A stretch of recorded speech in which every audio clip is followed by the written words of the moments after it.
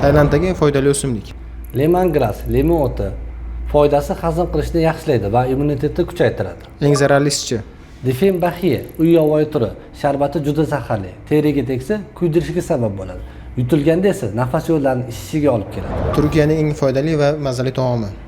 Chorba, merjivik sho'rvasi. Foydasi yashil yoki qizil yasmiqdan tayyorlanadi. Oqsilga boy va oshqozon uchun juda yengil. Eng zararli taom. Tulumba va siropli shirinliklar. Zarari juda ko'p miqdorda yog'da qovuriladi va tarkibida juda ko'p shakar bo'ladi. Vyetnamdagi eng foydali meva.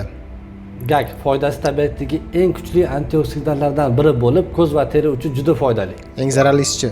Durian noto'g'ri iste'mol qilganda jigar zaharlanishiga sabab bo'lishi va qon bosimini xavfli darajada oshirishi mumkin. Balidagi eng foydali baliq.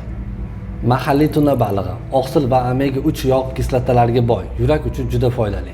Eng zararlisi-chi? Moyli baliq. Zarari inson organizmini bu baliq tarkibidagi yog'larni hazm qila olmaydi. Haddan tashqari iste'mol zaharlanishiga olib keladi.